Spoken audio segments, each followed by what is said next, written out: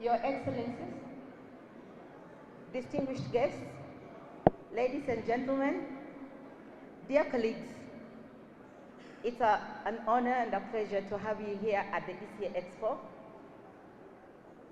On behalf of Nita Dipal Singh, who could not be with us today, I want to heartily welcome you here to the ECA EXPO. My name is Irene Onyancha, and I am the Chief of the Knowledge Management Services section. The ECA EXPO has two overall objectives. The first objective is to complement the annual program planning review to provide a platform in which we can celebrate publicly our achievements and also have an interactive space in which we can know what each one of us is doing, but also share our work with the public. The second objective is to have a knowledge fair. We all know that as a United Nation, our core asset is knowledge. Everything that we do culminates to a knowledge product, be it a publication, be it a photo. So here we are going to display the various activities, the various knowledge products that represent our work program. With these few remarks, I want to welcome you again to the ECA EXPO. We have booths from both the substantive divisions and also from the service, our service pillar, so that you can see that the service pillar, without the service pillar, the substantive cannot also work. So with these few remarks, I want to welcome our Executive Secretary AI, Mr. Antonio Pedro, to come and give an opening remark and also to open the expo. Thank you.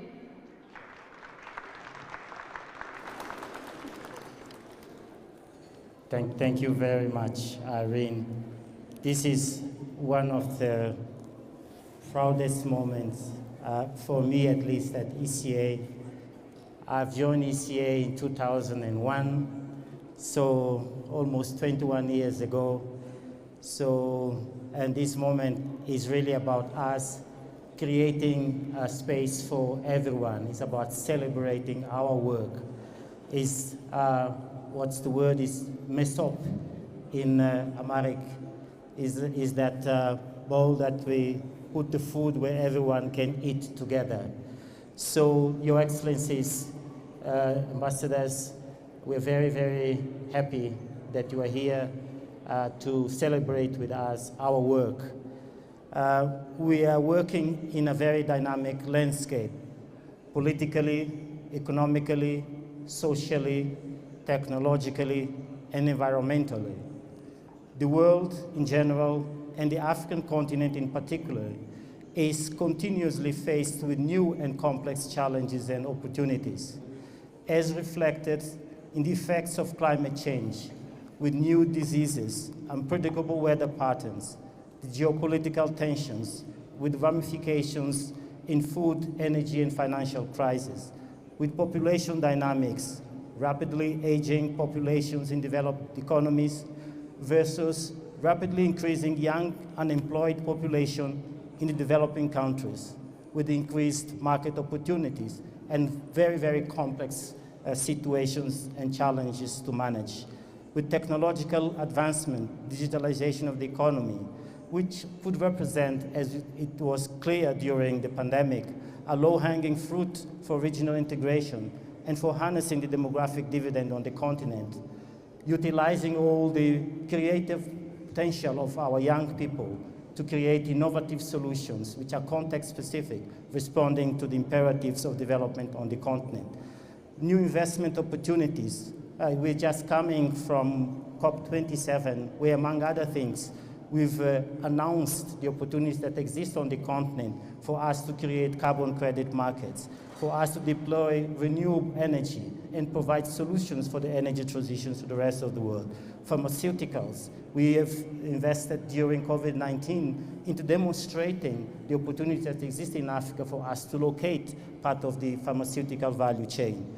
which calls again for innovative ways of incentivizing different value chain actors, such as the private investors, producers, and consumers. We are very proud and always make reference to the DRC Africa Business Forum and the opportunities that we've sort of basically opened up for the localization of the battery and electric vehicle value chain on the continent, creating huge opportunities for value creation and jobs. New vehicles to make trade and investments within the continent and between the continent and the global work seamlessly, as the African Continental Free Trade Area Agreement, our Marshall Plan. So the shifting geopolitical alignments on the continent present new forms of partnerships. So we can be smart in managing what is happening in the world of today and in the world of tomorrow. So this calls for us to try and redefine what's our value proposition. What is ECA's strategic role as these needs evolve, as the challenges multiply? What is it that we can offer as solutions to help our continent, our member states, to navigate all of this space? And in the process, achieving sustained development goals and, of course, Agenda 2063. So this complexity and dynamism of the opportunities and challenges facing the continent present a further challenge for decision makers tasked with formulating strategies and policies that effectively address interconnected and interdependent problems. Few contemporary challenges can be confined to one policy area, and that single issue focus in many instances is insufficient. We need to be able to understand what are the dynamic interrelationship between all of those issues. And again, as I said earlier, offer solutions to that. We need to acknowledge that the continent's demands are increasingly becoming more complex in nature and will require new sets of skills and forms of partnerships. And this is why this Expo becomes important. We have a couple of young fellows with us. Some of us, unfortunately, will have to leave us, but I hope that in the course of their stay here with us, they would have harnessed a little bit of those dynamics and prepare themselves better to respond to the challenges as I enumerated earlier. The dynamism and complexity of the landscape calls for the need to develop new sets of skills to address new sets of challenges and turn the challenges to opportunities, as I mentioned earlier. And this, of course, is happening within the context of the Secretary General Common Agenda and his quintet of change that calls for the creation of a UN that is fitter for purpose. In our case, an ECA which is fitter for purpose. So the UN 2.0 quintet for change underscores the need for a paradigm shift in the ways of doing things to be able to meet our clients' needs in the 21st century. And our clients, our member states, our regional institutions, including the African Union, the regional economic communities, and the world out there, which is also looking for a better understanding of how to invest in Africa, how to engage in Africa. That's the space in which we have to operate.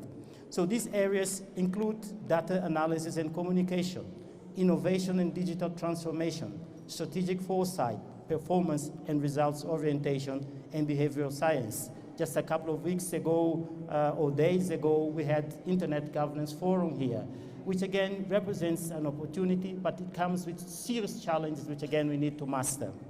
The value of futures thinking and foresight programs as long-term planning tools in strategic policy making is becoming critical, particularly in the development context of most of our member states and beyond. I was privileged to have participated in the Mediterranean dialogues, which the Italian government invited ECA to participate. And one of the conversations there was indeed the world of today, the challenges of the migratory flows from Africa to the North Mediterranean shores, Europe, and so on. And our argument was that if these challenges today are very difficult to manage, what about in 2050, when Africa will have about 2.5 billion people? If those 2.5 billion people, of which the majority are young people, don't find employment opportunities on the continent, they will have to migrate. How will the world manage that flow of many people going northwards? So those are the issues that we are confronted with today. We need to be cognizant of the dynamism in the financial landscape, brought about the financial liberalization, technological changes, and market innovation, which require a new set of skills beyond the traditional macroeconomic modeling.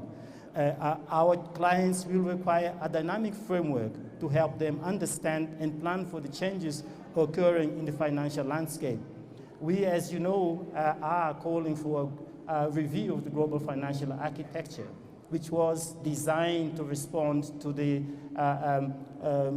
post-World War II, and which perhaps is not fit for purpose in the context of all of these challenges that I enumerated earlier.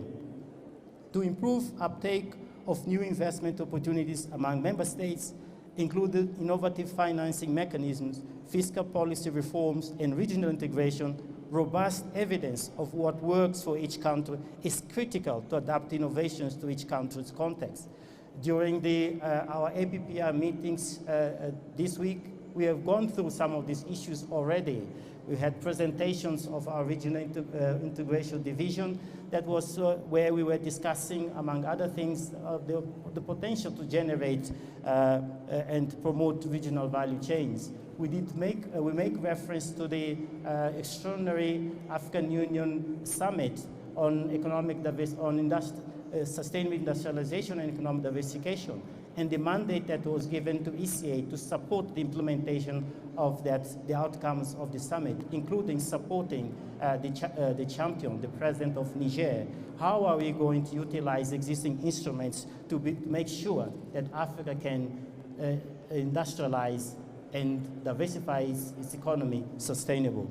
Investment decisions are needed in risk mitigation strategies, such as weather index insurance, climate information services, and short-term adaptation strategies, such as target social protection programs. Some of our studies have indicated that, for example, because of our vulnerability, the number of people that have gone to the poverty bucket have increased. 55 million more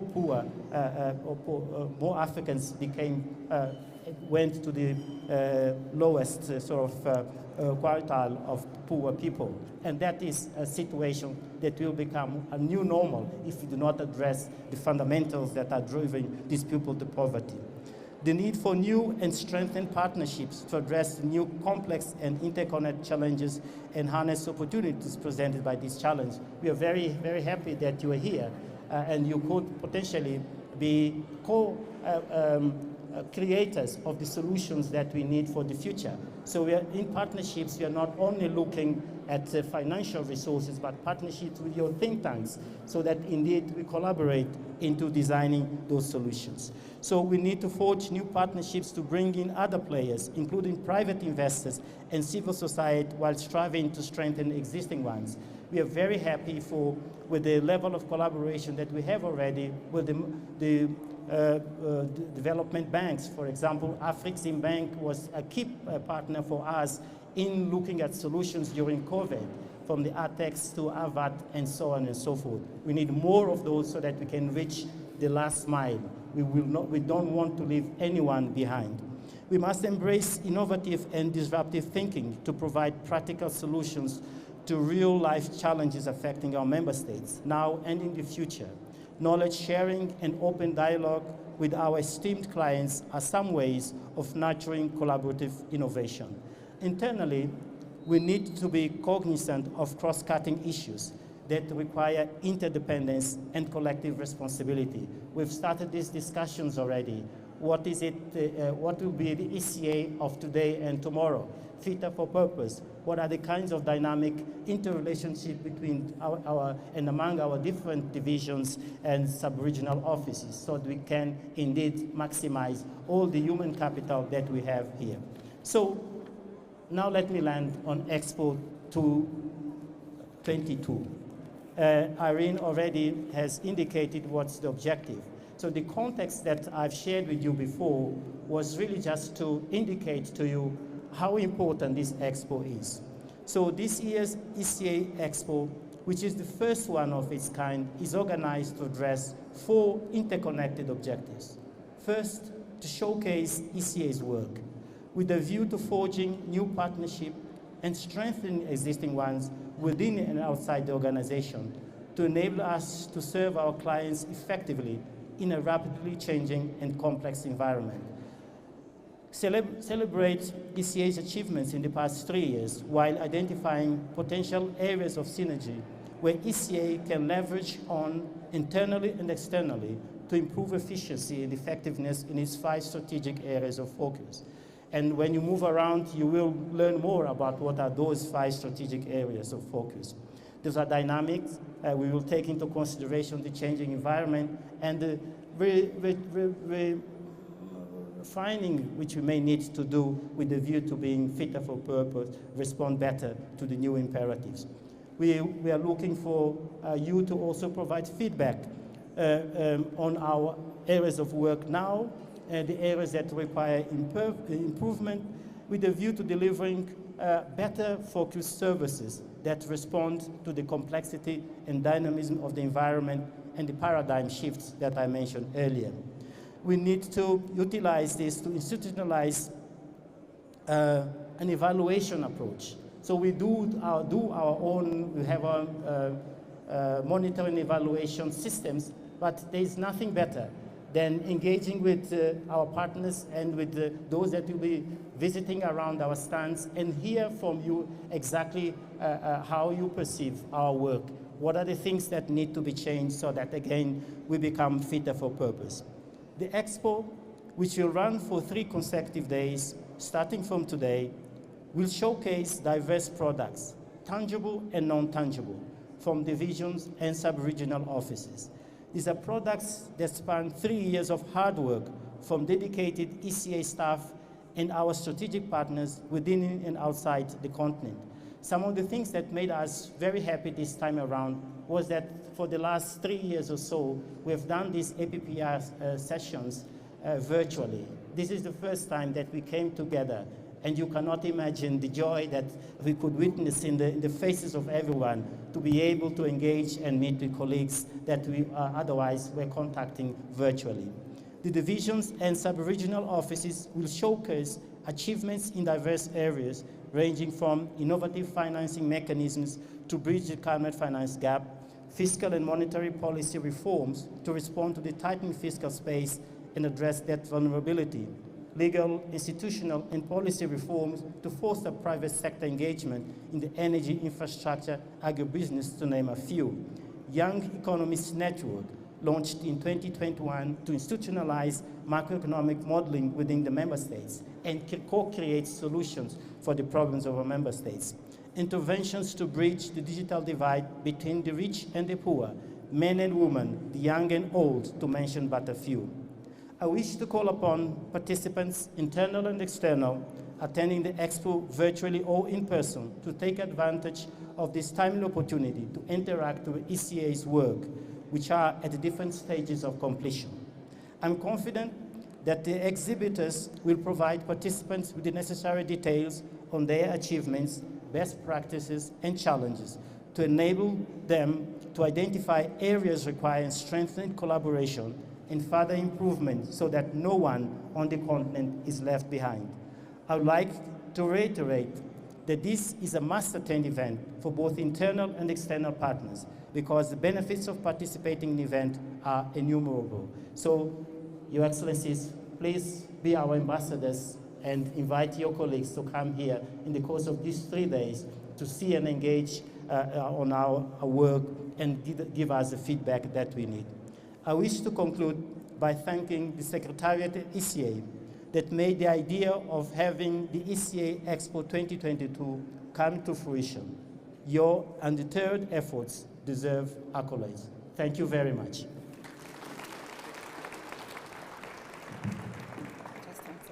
Okay. Then, Your Excellencies, yes, this is a representation of the workforce of ECA, right from our dear cleaners who make it possible for us to be in our offices, and all other directors, all to the echelon of power. I just want to say that thank you so much. We want to thank those who made it possible, Carolina and Tim, and Eman and Tim, who made this possible. All of us here plus the directors have put a lot of effort to make sure that the expo is what it is today. Now, with those few remarks, I think we are going to open the expo, and then we'll walk through the giant timeline just to give an overview of ECA work over the past 3 years. But before we do that, I'm so sorry. I would like to recognize Irene's role in this. She fought all sorts of institutional barriers and so on and so forth for us to be able to be at this day today. Thank you, Irene. Thank you very much.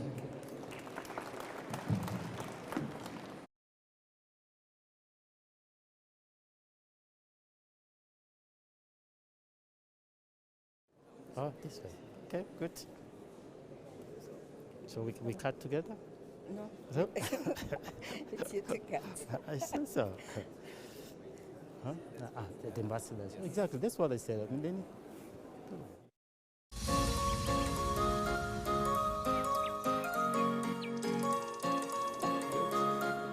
see? Which way? This way? Okay. 1, 2, 3. Good. Thank you. So we declare the exhibition open. So, yeah, thank you very much again. Yeah, thank you for coming. Yeah, thank you. We just want to have an overview of the giant timeline.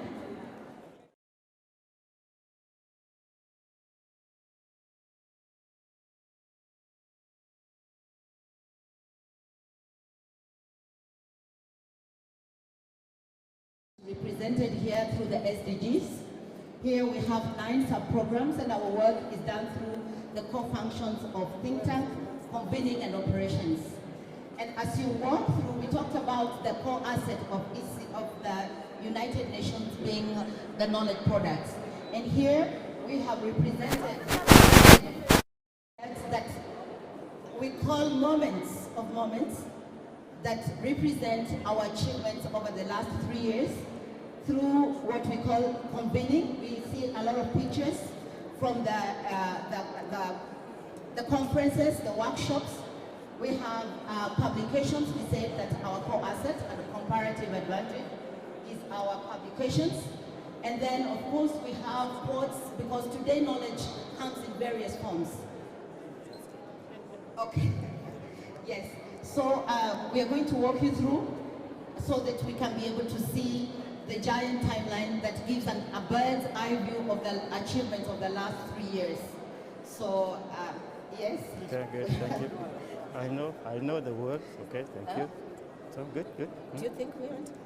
No, sorry? We just wanted to just walk through. Okay. Okay, for 2020, as you can see, we were able to start very early with our staff union at a town hall, and we went towards having different activities. Most important, the AFRSD that happened in early 2020.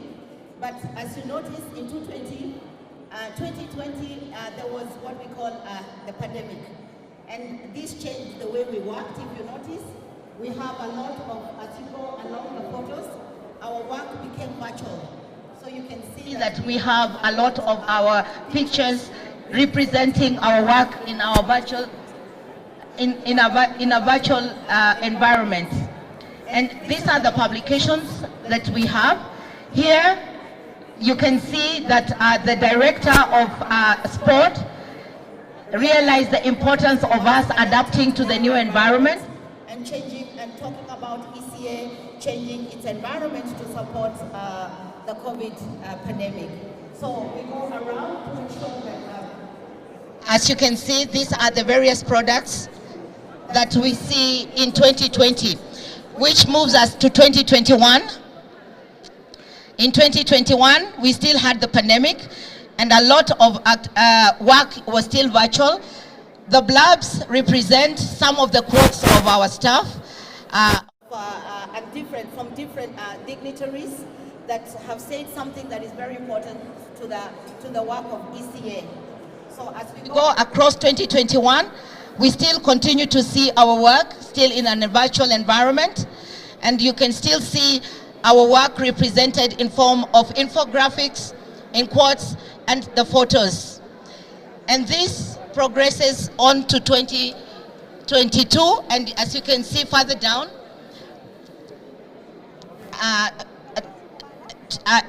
in going towards 2021 and early 2022, the work started to normalize and coming back to the office. So if you see here, we see now that there are less masks in the photos, and a lot of work is being done. And we highlight our publications. These are not the only publications, but we highlight the moments of our knowledge products.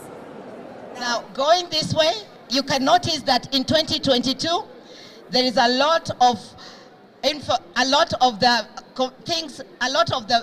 bubbles filled because there were a lot of events which we were able to attend physically.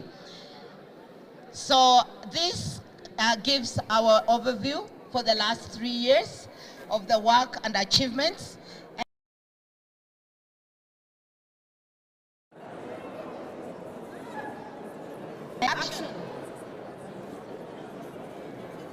Where we felt that you cannot go away without taking a photo behind the expo.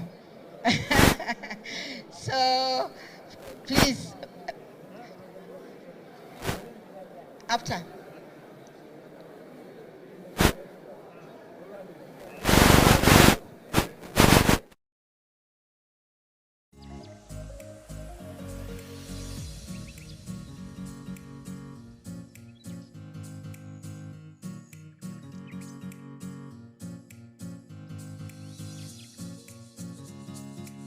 Here?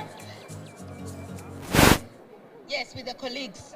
Colleagues, could you please come? Let's have a group photo.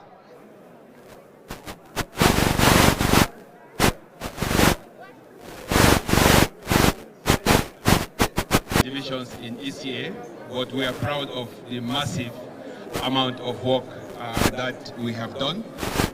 The staff of the division is here with me. We have 3 sections.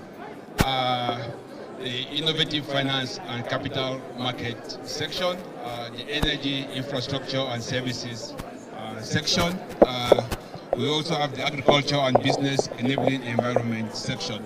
In one word, the objective of this division is to crowd in private sector investment in the area of agriculture, infrastructure, meaning energy and transport. We have displayed some of our key achievements in the past 3 years.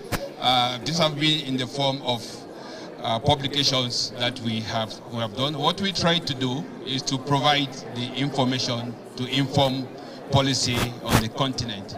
And one of the biggest things that we've done in that regard is to look at the implications of the continental free trade area for transport. So we have quantified how many trucks, how many airplanes, how many ships we would need to achieve the continental free trade area. Today we heard also the work that we've done in land policies. How are we taking down the land policy of the African Union to the level of the regional economic communities? We explained today how we have built the capacity of the East African communities and member states in regard to policies of the African Union. We've had key achievements, and I will just mention 3.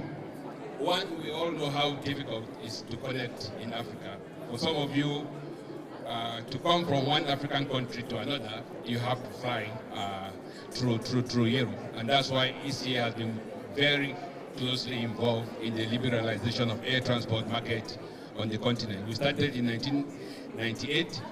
Today, we have moved to the single African air transport market. But people are still frustrated that it's not being implemented. That's why ECA, we have developed key performance indicators to measure the extent to which African countries are liberalizing air transport on the continent. And we have just used those key performance indicators to measure the performance of Cameroon, Cape Verde, and Rwanda. Based on that, we've developed action plans to help those countries to better liberalize air transport. I'm pleased to inform you that we are using the variable geometry. We understand that not all African countries will liberalize air transport, so 17 African countries now have agreed that they would pilot the liberalization of air transport. If you just come with me for 1 minute, I will show you some of the things. Perhaps before that, you'd like to ask a question to him, perhaps? Yeah. No, Just a mic. No, it's very clear. Very clear. Are you Yes, sure? very clear, yes. All right. I just want to show you 1 minute what we are doing. One key achievement is the active land governance programs that we have established at the continental and the REX level, which I just explained.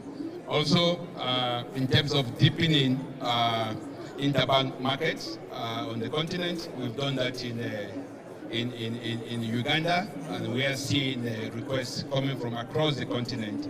Recently, we saw a request going to the ES to come and support Guinea. Here you can see our flagship publications over the here. This is work that we are doing in electricity sector. We've reviewed the electricity markets, the regulatory environment in 16 African countries, including Ethiopia, in Cameroon, Cote d'Ivoire, and so on and so forth. With this information, we can provide better technical assistance and advisory services to member states how to crowd in private sector in the electricity market. If you just come out here, I will show you some of our publications.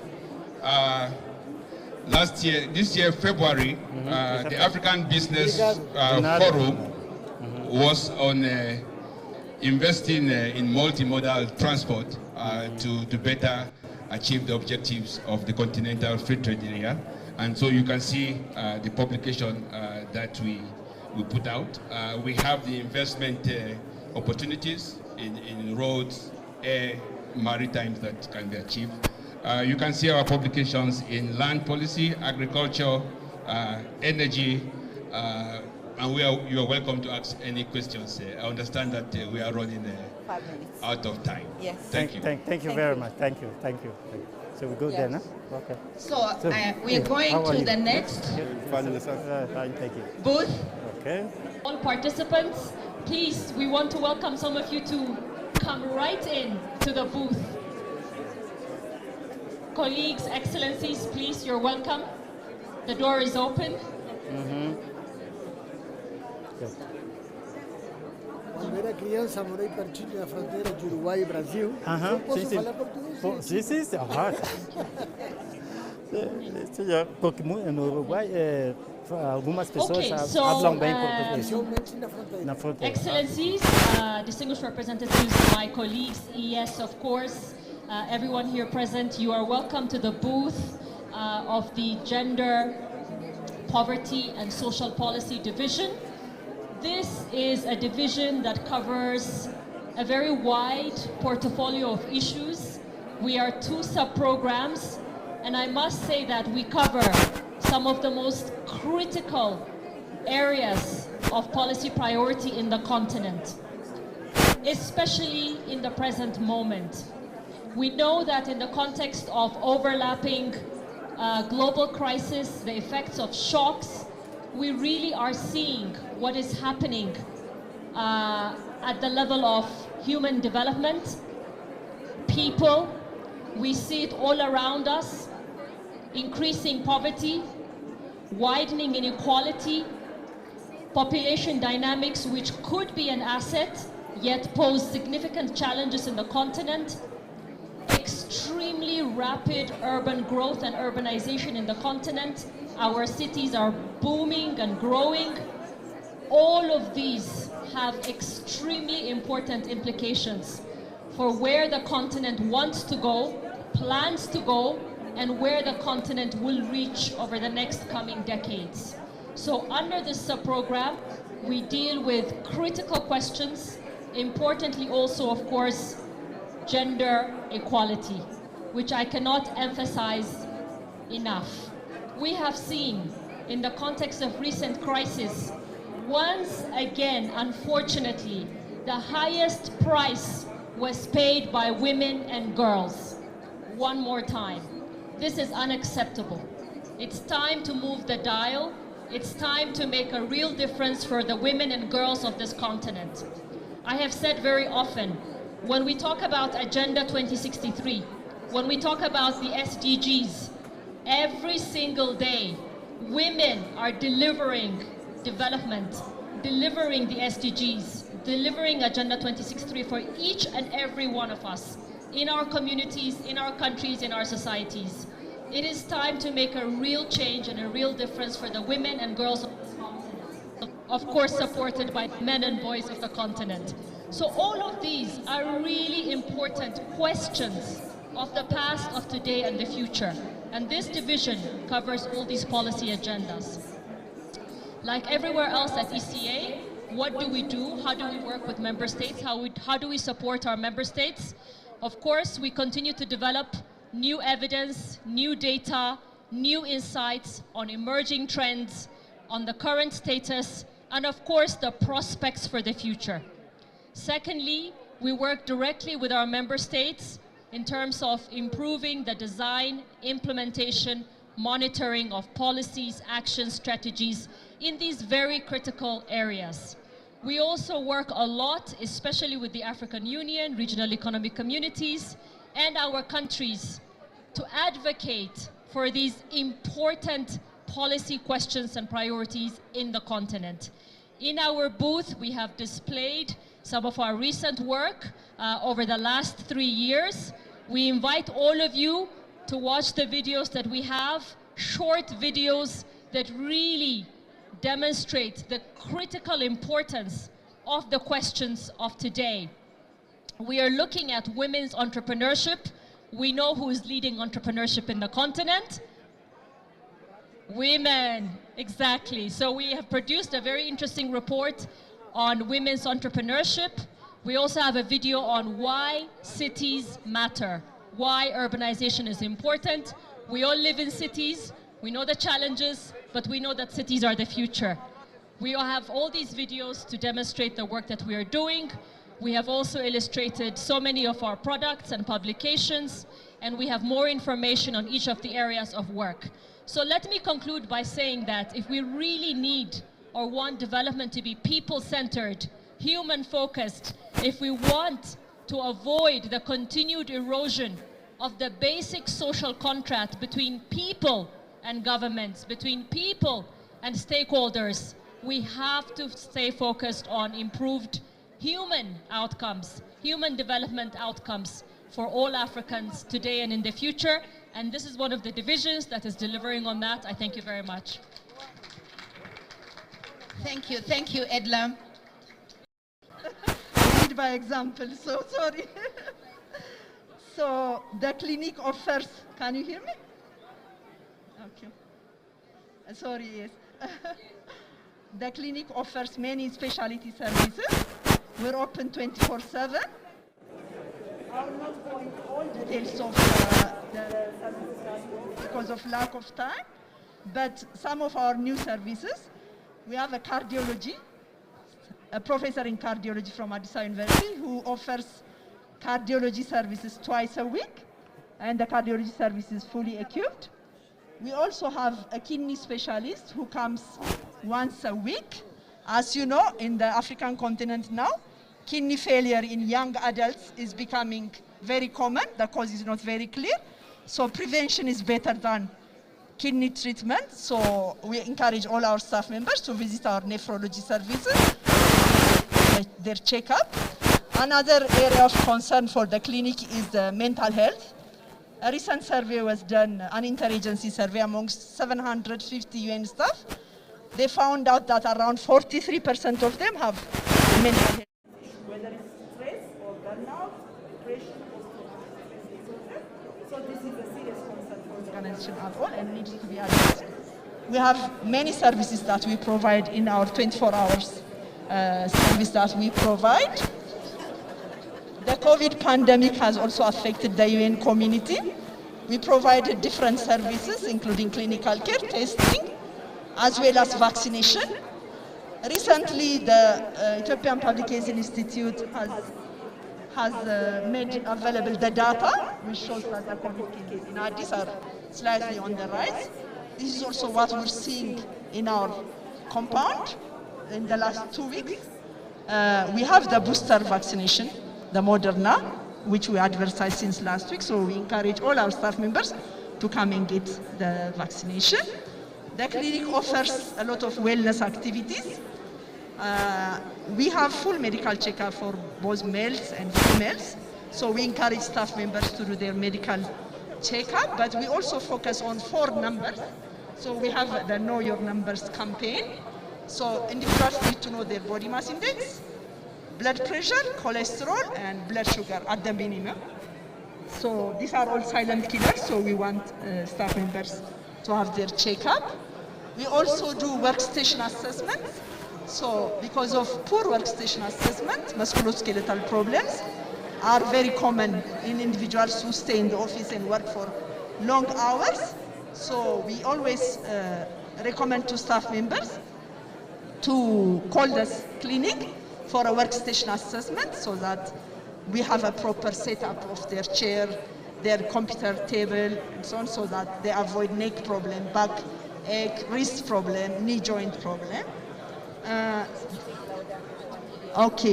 I think it's the mic, but another very important service that the clinic gives nowadays is training on basic life support and first aid. We are certified by the European Resuscitation Council to provide basic life support and first aid trainings. These trainings can be given for any individual. As part of the emergency preparedness, ECA has put automatic defibrillators in all the floors. So we need staff members to be trained because they cannot wait for medical professionals. If somebody collapses, then individuals need to start CPR. They need to call the clinic, at the same time start CPR until the medical providers arrive.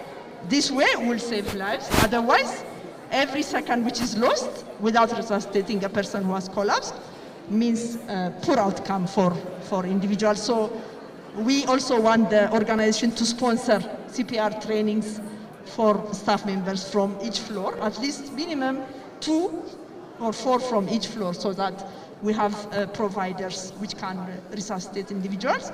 Our last booth is, so this shows all the new equipment which was bought by ECA to upgrade the clinic services. For example, this is our ophthalmology. This is our hearing test. The patient is myself, but this is our hearing test, which can be done for newborn, preschool children, as well as adults. Our radiology unit has also been upgraded with the latest technology. This is our COVID testing services. Our COVID machine, which was bought by ECA, also checks for different viruses like HIV, hepatitis, flu virus. This is our brand new ambulance. We could not bring the vehicle here, so instead we brought our patient and our stretcher.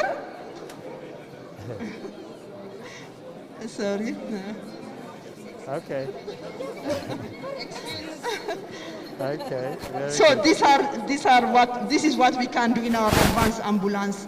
Somebody who really have a life-threatening emergency, whether it's trauma or whether somebody needs life support, we can safely transport a patient from our workplace towards a hospital or air ambulance by using this our advanced ambulance, which is equipped with all the latest technology that we have anywhere else in the world.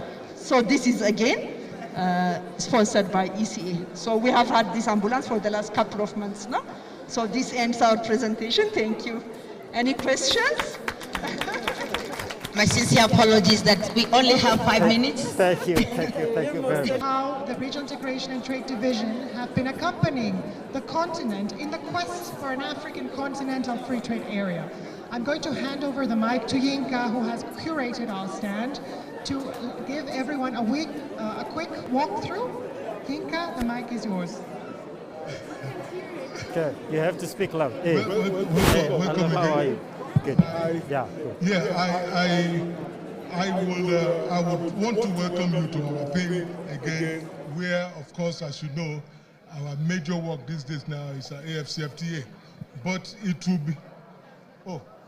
be it would be unfair for me to just to take over this thing, because some of my colleagues have been asked to do the presentations to you based on what they are working on, national strategies across Africa, which is why our colleague here is here, and I will just, Jacqueline is based in Uganda. Maybe I will just hand over to her. Yeah.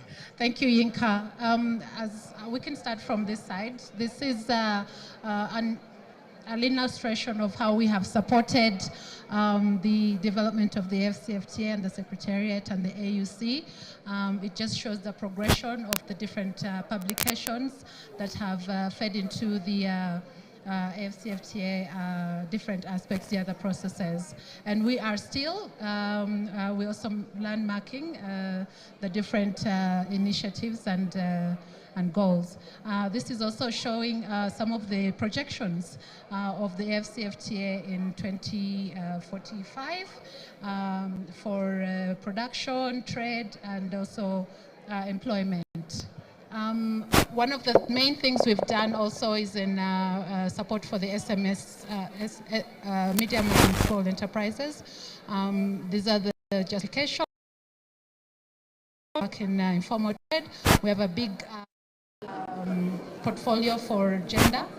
This is the one of the other main areas we do is support in the implementation of development of the AFCFTA implementation strategies for countries.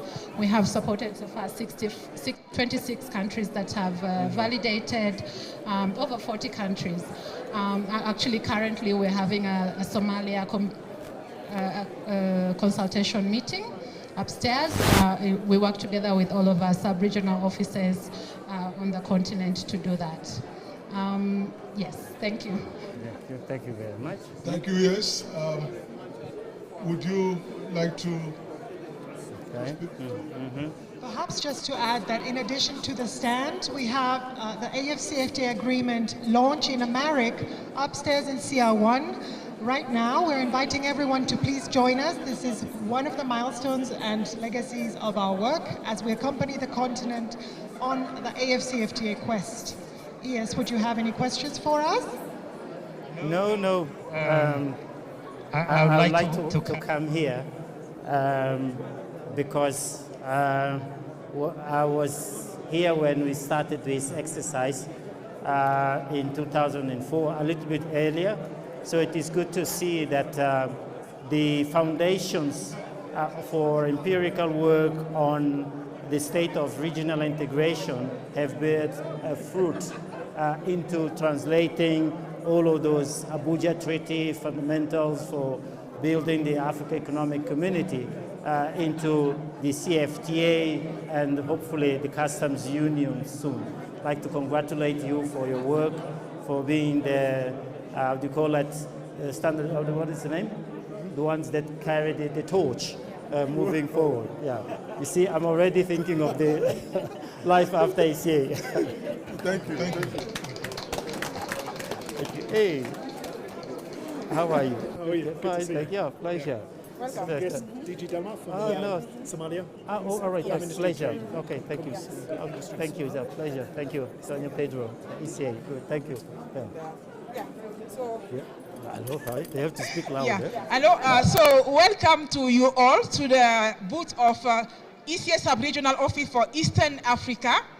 Eastern Africa is one of the most dynamic, provide one of the most dynamic economy in Africa. The sub-region has been growing at the fastest rate in the entire continent for a decade and over that. So and how is this economy faring actually? It's not that much endowed with minerals or with forest resources, but rather with agricultural resources and also with tourism resources. And several of those countries are landlocked. So what we're trying to do is to help them develop and grow based on their natural endowment. Trade and regional integration is really paramount for this region, and we try to help them to really foster that and making an engine of growth and development. Our areas of focus are trade, regional integration, tourism, and blue economy. Blue economy also because we have several coastal countries. And what do? We try to engage with countries. We go to countries and we try to understand what is preventing them from trading, and we try to work with them to remove those obstacles and to really contribute to intra-regional trade. In that, we have supported several countries in providing themselves with national AFCFTA strategies or to implement them. In this category, we went recently to Comoros to engage with them, and the engagement was at the highest level. We had a sensitization workshop. It was attended by the President of the Republic and by the President of the National Assembly. They came and interrogated why they should join the AFCFTA. After that, we organized a sensitization event that was also attended by more than 10 MPs, discussing with the Minister of Economy, why are you saying that we should ratify, we should start operating under the AFCFTA? Organization of consumers, private sector organization, discussing and convincing themselves, and at the end of that process, they have accepted to really validate the AFCFTA strategy that we have accompanied them to do together. Similarly, today we have in our premises a delegation from Somali. They are really interested in ECA support. We are providing them a technical assistance in AFCFTA strategy with accession to WTO, and also we've put it in place legal and policy framework for PPPs, for them to really attract PPPs and promote their development and to be more involved in the trade that we are talking about. So trade is really key in our work. In addition to that, we do a lot in tourism. Like we said, the natural resources are more on the agriculture side and on the tourism side. So our office tries to do a lot on tourism. We have different products. We help countries to develop tourism master plans first to know how to guide their step. We help them to measure the potential of tourism with tourism satellite account. This is a tool that helps you to know how tourism is contributing to your economy. We help them to that, and when you know that, then it gives you good information to provide strategic development of the sector by making the right investment. We also work on blue economy. Blue economy is extremely important. It provides, first of all, food. It provides sectors for economic activities such as fisheries, but more so also it provides maritime services, which are important for all the rest of the continent in order to trade and to access what they need to survive and to live a good life. So this is what we do. I would like to do two things, to give 1 second to the DG of Somalia to say what we are doing with, and also our expert here in tourism to provide and how we can help other countries. Okay, Your Excellencies, it's a great pleasure for us to meet you today. And we are here for 4 days, starting from yesterday. We are here for the consultative meeting regarding the AFCFTA National Strategy Implementation and the PPP legal framework, as well as the World Trade Organization accession process, which is ECA is going to help us to develop all these documents, which we are really help Somalia be part of this great regional integration, especially trade area. Thank you so much. Thank you so much, DG. A few words on tourism. Yes, thank you very much. Our office has been supporting tourism, given that it's a key sector in Agenda 2063, one of the 5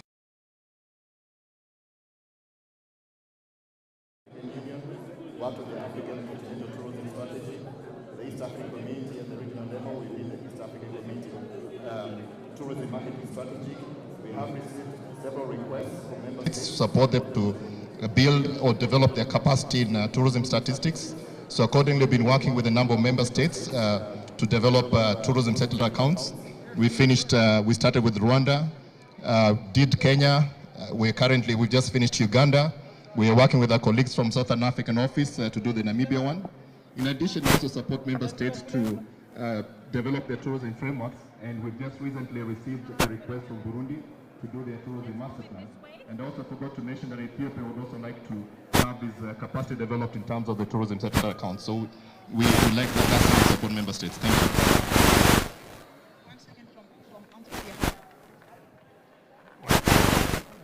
Good afternoon.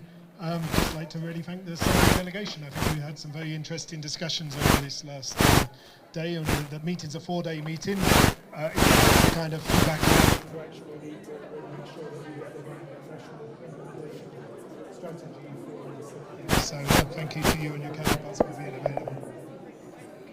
Thank you.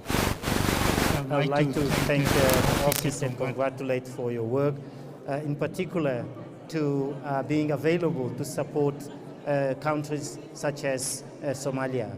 I think we are very encouraged with the efforts that the Somalia government is doing with the view to integrating the mainstream of the continent, the economy, and otherwise. You have quite a lot of significant resources. You're very strategically well located to serve the entire continent as a maritime route, as a source of renewable energy, and so on and so forth. So I think the conversations that you've initiated with my colleagues in the Office for Eastern Africa into understanding what are the challenges, but more importantly, the opportunities in integrating this trade regime are really very much welcome. Thank you for your testimony. Look forward to seeing you playing a much important active role in Africa's economy and trade, of course. Thank you very much. Yeah, good. Yeah, good, thanks. Yeah. So, how are you? Do you think you're going to have time to meet maybe tomorrow with the delegation? We'll see. Yeah, we'll receive the contact. Yeah. Thank you. Yeah. The technology booth. Since we have 3 booths, I'll try to be a bit quick, but we have showcased in particular our work on the coding camps. We've done 6 coding camps starting in 2020. So we've done Ethiopia, Guinea, Cameroon, Tanzania, Namibia, and Senegal. So these are the 6 coding camps. And we've also showcased the cybersecurity center that we are working on, particularly around the summit that we had on cybersecurity in Lomé. And we have also been showcasing the work on artificial intelligence, particularly the regional center on artificial intelligence in Brazzaville, and the work on the digital ID in Ethiopia, which has started already the rollout of the national digital ID program. So these are just some of the highlights. There are a number of other areas that we could not cover necessarily all of it in the booth, but that we wanted to emphasize. But I will let Maktar go into a bit more detail on some of the other issues that I may not have touched on. Okay, thank you. For the coding camp, it is to focus on the skills of our young generation. Now we have reached a number of 25,000 young girls aged from 12 to 25 years trained in digital skills.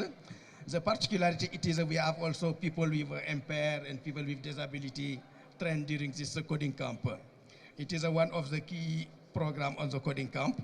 On the digital ID, as you say, we roll out the digital ID project in Ethiopia. As of today, we have 1.4 million registered in the database. And the target it is to have for next year 25 million of Ethiopian register for digital ID. Another project also it is a digital ID in Nigeria to show how we can use the database on digital ID to develop some key service in social activity, business service, and also in other area. It is one of the key projects. On cybersecurity also, we have the establishment of the Center of Cybersecurity in Lomé. As you know, cybersecurity is a big challenge and remains a challenge for the continent, and why we are putting this cybersecurity center to boost the cooperation between African member states on cybersecurity, because cybersecurity is not only for one country, it's for all African and all for the world, and why it is the importance of the cyber security. Another point, we have also several publications on a digital payment system, mobile money, and also on science, technology, and innovation. as well as on how to use digital technology to improve economic growth. We launched also several publications on cybersecurity, the cybersecurity model law for Africa, as well as the report on cybersecurity in the 4th industrial revolution. It is very important because it's the first time we develop an indicator to measure the correlation between cybersecurity and the GDP and internet access and the GDP. It is the first time we focus on 40 countries in Africa. Let's go for the next slide. Yeah.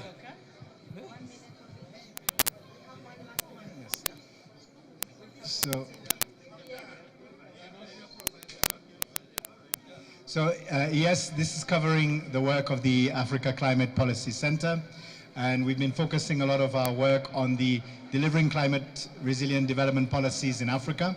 This has been particularly on nationally determined contributions.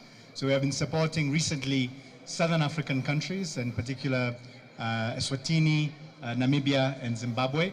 Did I get that right, Linus? Yeah. So, and we have the SDG 7 initiative working with the private sector division to channel investments into renewable energy. And at COP27, you witnessed the signing of Zimbabwe for investment in the solar sector. We have the work on the Green Legacy Initiative, where we have been supporting Ethiopia's policy aspects around the green legacy, and also the targeting of the planting, particularly to protect water courses. We've also supported the climate, land, energy, and water systems, the climate research for development, which is training African researchers to be involved, for example, on the IPCC reports, so that we can increase the number of African researchers that are cited in the context of climate change. And we've supported the African Group of Negotiators, partly by providing them with technical support on key issues such as financing, but also training young negotiators. And a large number of the young negotiators who are at COP27 were trained through EDEP. So it's a program led by ACPC, but delivered by EDEP. And we've also delivered in the Climate Resilient Investment Facility, which is about strengthening African institutions, particularly to support private sector investment in climate resilience. I think we are short on time, so I won't go into too much more detail, but maybe I just ask if, Linus, you have one or two things you want to say quickly. Thank you, Director. Thank you, JP. Just to say is that we also had this particular one about convening spaces is extremely important because ECA has been central to shaping the narrative on the global climate negotiations. And we do support to the negotiators. You heard about losses and damages at the COP. That was starting from COP19 when the ACPC did the report that the African Group of Negotiators took to the COP. And now we see that COP27 has resulted in the establishment of a fund for losses and damages. And that actually is traced back to the work that ACPC did. And of course, ESU were at the COP27. You also saw the Africa Pavilion and the convening that we did there. And this is extremely important because ECA is the technical arm of that tripartite with the AU and the African Development Bank and AUDA NEPAD. So this is just some of the works. And of course, taking the space is also to, we will be glad, Ngone, you know we are coming to Niamey with the Africa Climate Talks, together with the African Center for Meteorological Applications, AGMAD, which is an ECA creation. So all of this is linking back to ECA and to the work that ACP is doing. So we're very grateful. So thank you. We have one last, we have, yes. So very sorry, yes, we know you are short on time. Here we are showcasing some of the green and blue economy actions, particularly on voluntary, national and local reviews. On the voluntary local reviews, we particularly developed guidelines, which are one of the key publications being used. On the liquidity and sustainability facility, this we have worked with Afreximbank, but also MGD. And we had the first, so here there is actually a video which explains how the LSF works. And there was the first transaction which was undertaken just before COP27, where there were $100 million worth of bonds on the secondary market, which were repurchased and then resold by the Citibank Group. And that was bonds from Egypt, Angola, and Kenya. And I think that's the very quick summary that we can highlight because I know you're on time. So I think we can end there. But just to Becca, Ling, just to make sure that the ES can recognize your contributions and your work. Thank you. Thank you very much, ES. Thank you, JP. So I would like to, I would like to use this opportunity to once again congratulate the Technology, Climate Change and Natural Resources Division for the wonderful work that you are doing to support Africa in addressing these serious challenges of climate change and in making, more importantly, in making climate change as an opportunity, as some of the instruments that you are deploying are demonstrating. The carbon credit markets, the forthcoming Africa Business Forum in developing carbon credit markets in Africa. This is really trying to demonstrate to our member states that whilst it's important to invest in reducing the impacts of climate change, but it also offers opportunity. So congratulations for your work. Very proud of you. Thank you. Thank you. Yes, we have the last one, Edith. Okay. Our last booth. Is that right? Yes. I thought we had the last. Welcome to the Edith. On va le faire. Good afternoon, colleagues. Good afternoon, ES. Colleagues, we speak about Africa's development, Africa's future. We speak about the resources of ECA, of Africa. And for us, the most valuable resource is the human resource of the continent. And this gives us a rationale for the mandate and work of EDEP as the training arm of ECA and as the part of ECA that builds capacity of African member states. We are also convinced that the main wealth of ECA, and that's why we are very happy to be here with you actually during this fair, is ECA staff and ECA people. And that's why I have come with a big team from EDEP. So we have Thierry, Flavia, Mamadou, Paulette, Mamadou, Salimata, and Benoit. And I hope that you will visit, and of course, our main ally. And I hope that you will have time actually to visit the booth later on, because we have prepared for you what we call EDEP Voices, which represent how our colleagues see Africa's future. Now, as I said yesterday, and I want to be consistent with myself, I don't want to be the one visible, I want my colleagues to present the booth. And you know that I'm also fighting for multilingualism. So, la première personne qui va parler en français et va vous présenter le booth. Paulette. Merci. Alors, depuis ce matin, j'entends que l'anglais. Les francophones, levez la main. Au moins, vous êtes servis. Alors, on peut dire que l'IDEP, c'est la division de la formation de la CEA, qui est chargée de tout ce qui est formation pour le développement de l'Afrique. Mais pour suivre la vision de la CEA et des Nations Unies, on présente deux grands projets aujourd'hui, qui est le développement des femmes, la capacitation des femmes, mais également des jeunes. Donc là, on est en train de former les femmes pour avoir des femmes leaders et beaucoup de femmes leaders en Afrique. Les résultats sont là. Il y a également, parce qu'on forme, mais aussi on cherche à avoir un retour. Et de ce côté, vous avez l'impact de la formation des femmes sur le continent. Voilà, les témoignages sont là concernant les femmes. Vous pourrez avoir toutes les informations en scannant les codes QR qui sont là présentés. Deuxième grand projet, pour toujours suivre la vision de la CEA et des Nations Unies, c'est la formation des jeunes.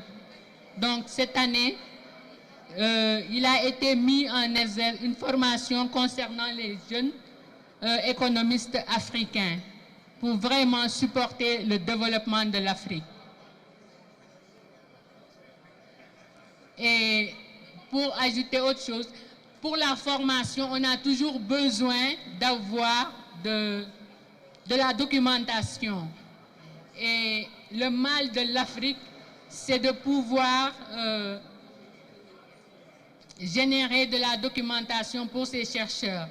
Alors, l'IDEP a mis en place une bibliothèque numérique de tout ce qui est planification depuis les indépendances jusqu'à maintenant. Et il serait très aussi important que les économistes, les planificateurs puissent visiter cette bibliothèque numérique. Parce que beaucoup de choses ont été faites et concernant la planification. Donc, aux planificateurs d'aujourd'hui, de voir ce qui a été fait dans le passé pour mieux planifier le développement de l'Afrique. Merci, Paulette. Do we have the time to say the same thing in English, or are you in a hurry? So, as Karima and Pauline has indicated, EDEP plays an important role in building capacity across the continent. Some of the leading policymakers on the continent have passed through EDEP. They were provided with an opportunity to learn how to improve planning, how to promote development planning. And I'd like to once again recognize the work that we are doing, especially in the context of the challenges of tomorrow, how you could help Africa to understand better how to respond to those challenges. Here I'm talking about building capacities in predictable analysis, foresight analysis, the future analysis. So to say that you have work to do for 50 years or more to come. Thank you very much et merci beaucoup pour votre discussion sur le travail que l'IDEP fait au niveau de la CA. Thank you very much, and I hope the resources will follow, of course. Absolutely. Good. Thank you. Yeah, okay, good. Thank Merci you. beaucoup. Thank you. Obrigada. Okay. Merci. Merci à tous. Merci de venir. Okay. Thank you. Merci. Okay. Merci. Good. Thank you.